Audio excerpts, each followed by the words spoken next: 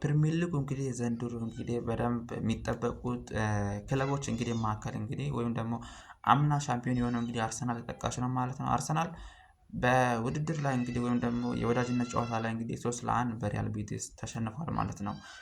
ሆኖም ግን የወዳጅነት ጨዋታ ነው እየተባለ እንግዲህ ብዙም ግምት አልተሰጠውም ማለት ነው። ለዚህም እንግዲህ አርሰናል ገና ቡድን ግንባታ ላይ በደንብ ማተኮር እንዳለበት ወይም ደግሞ ገና መስራት እንዳለባቸው ሚካኤል አርቴታ እነኚህን እንግዲህ አርሰናልን እንግዲህ ምን ያክል ወይም ደግሞ ራይስ ከጉዳት እንደተመለሰ እና የተለያዩ ተጫዋቾችን ማነቃቃት ላይ እንደገና ፕሪሚየር ሊጉ ላይ እንግዲህ ለማሸነፍ ወይም ደግሞ በደንብ ተፎካካሪ ለመሆን እየሰሩ እንደሆነ ታውቋል ማለት ነው። ለዚህም እንግዲህ ገና ቪኒሲየስ ጁኒየርን ለዚህ ይመስላል እንግዲህ የፈለጉት እና በሪያል ቤቲስ እንግዲህ ተሸንፏል። ከዚህ በኋላ እንግዲህ ምን ያክል እንደተጠናከረው ወይም ደግሞ ምን ያክል ፕሪሚየር ሊጉ ላይ ለመቆየት ወይም ደግሞ ምን ያክል እንግዲህ ምን ያሳዩናል አምና ሻምፒዮን ሆኗል ዘንድሮ ደግሞ ይደግሙታል የሚለው ይጠበቃል ማለት ነው።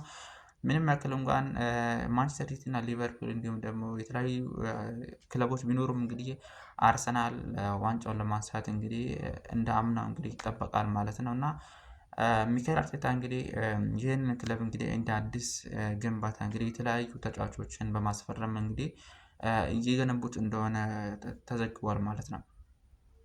እና በዚህ ፕሪሚየር ሊግ እንግዲህ ዓለም ዋንጫ ወይም እንግሊዝ ፕሪሚየር ሊግን ማን ይበላ ይመስላችኋል? ኮሜንት ላይ አስቀምጡልን ማለት ነው